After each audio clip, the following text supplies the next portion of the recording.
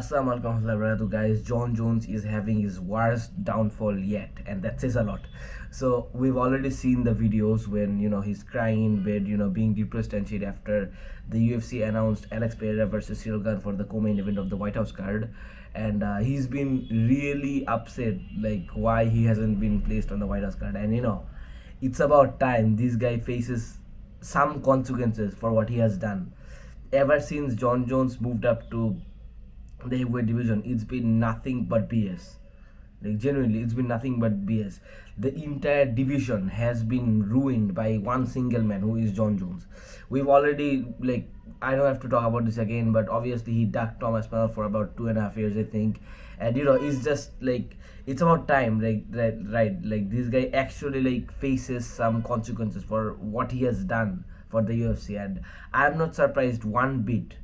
Actually, like I know a lot of people, including some of you guys in the MMA community, are giving bash to Dana White and the UFC for why like he hasn't put Jon in the White House card, and I'm really confused by that statement, and I'm really annoyed at why you guys may or may not think that, like may think like that, because if you think Jon Jones deserves to be in the White House card, it's either because of A, you're an American, or B, you've been watching UFC for like 2000s and you're a huge fan of Jon Jones, and you think he's the undisputed greatest ever, which isn't that, like, which itself isn't that wrong of a statement. You're a huge Jon Jones fan if you like think he actually deserves to be in the White House card, and like at this point he has done more than enough things over and over again to prove why he like, and the thing that makes this the best is because,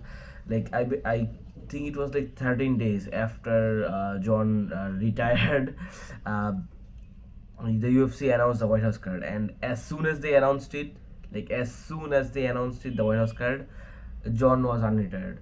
He said he was back in the testing board, like he's been ready, like he has a fight with like he wants to fight Alex Pereira there, etc, etc, and this that's what makes this situation even better. Like, he has been hyping up his comeback in the White House so much that now that the UFC has announced Cyril Gane versus Alex Pereira, it makes him look nothing. It makes him look like no less of a fool, like no less of an, I don't want to say anything bad, but no less of someone who had no idea what actually went down behind the scenes of the UFC politics, right? So yeah, and like that, like that's genuinely very satisfying. And as I said, I'm really confused at why you guys are saying that Jon actually deserved to fight on the White House. Like, I know some of you guys, including one guy in my community, in my community polls, said that he doesn't deserve to fight in there, but it would definitely bring more eyes, and like people definitely want to see Pereira versus Jones more than Gunn versus Pereira, which I'm good with. I also agree with that. Like, Pereira versus Jones is way more exciting fight than Pereira versus Gunn. Obviously, Pereira versus Gunn will be a striker matchup, that I get, but still, like. And also, if Alex Pereira somehow manages to knock out Jon Jones in their hypothetical fight, that would also be insane. So yeah, I get why you guys say that, but after all that is done, like, he doesn't really deserve to have this opportunity, does he? Like, genuinely, yeah, I know it would have been a much greater fight, much more exciting one for us to watch, but still, like, after all that he has done, he doesn't even deserve to be on it. Like, he doesn't even deserve that. And Tom Aspinall, these just like what Tom Aspinall had to say about the situation, right? That just shows you like what type of man Tom really is.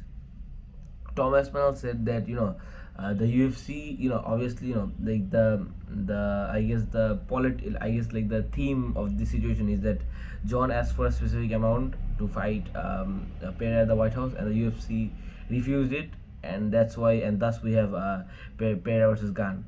So Tom Aspinall said that if Jon demanded a specific amount, the UFC should have cooperated and given him that amount, because Jon's legacy is that great.